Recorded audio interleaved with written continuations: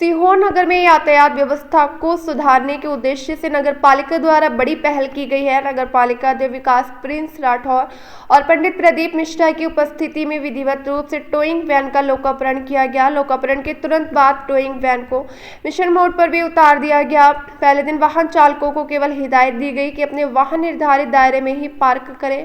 प्रशासन ने स्पष्ट किया कि कल से नियमों का उल्लंघन करने वाले वाहनों की जब्ती शुरू की जाएगी और चालान भरने के बाद ही वाहन छोड़े जाएंगे। अस्पताल चौराहा से बस स्टैंड के बीच अव्यवस्थित रूप से खड़े 2 पहिया और 4 पहिया वाहनों के कारण यातायात बाधित होता था, जिसे सुधारने के लिए कदम उठाया गया। मकर संक्रांति पर्व को लेकर बुधनी के ऐतिहासिक नर्मदा घाट पर श्रद्धालुओं का भारी सैलाब उमड़ पड़ा है। एक दिन पहले से ही स्नान और पूजा के लिए श्रद्धालु लगातार घाट पहुंच रहे। ज्योतिषीय मान्यताओं के अनुसार 14 जनवरी की रात संक्रांति स्नान योग बनने और वैष्णव संप्रदाय द्वारा 15 जनवरी को पर्व मनाने से भीड़ और बढ़ने की संभावना है।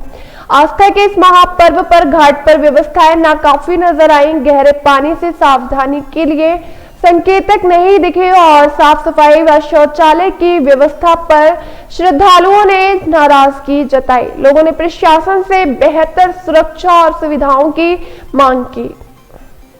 शहर की मांचला ग्राम पंचायत में एकादशी और मकर संक्रांति के पावन अवसर पर श्रीमद् भागवत कथा का विधि विधान से पूर्णाहुति के साथ समापन हुआ। दादा ठाकुर परिवार द्वारा आयोजित इस धार्मिक आयोजन का समापन विशाल भंडारे के साथ किया गया, जिसमें बड़ी संख्या में श्रद्धालु एवं शहर के गणमान्य नागरिक उपस्थित रहे। श्रीमद् भागवत कथा का शुभारंभ 7 जनवरी 2026 को कलश यात्रा के साथ हुआ था, जिसमें कथा व्यास भगवताचार्य पंडित श्री दिनेश शर्मा ने प्रतिदिन भक्तों को कथा का रसपान कराया। समापन अवसर पर पूर्व लोकसभा स्पीकर सुमित्रा महाजन ने पहुंचकर आयोजकों को आशीर्वाद दिया।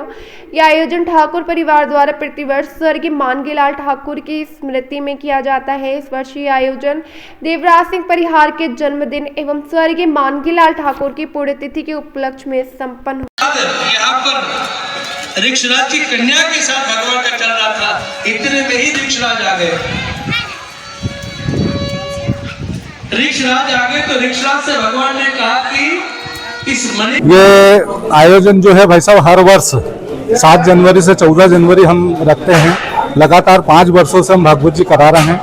हमारे पिताजी की पुण्यतिथि रहती है 14 जनवरी को और आदरणीय काका जी हमारे देवराज सिंह जी परिहार, उनका जन्मदिन रहता है। उसी दिन हम समापन रखते हैं ताकि हमारे तीनों काम हो जाता है। और मकर संक्रांति का महापर्व रहता है, उसमें अन्नदान का ज़्यादा महत्व है, तो उसी दिन हम भंडारा भी करते हैं।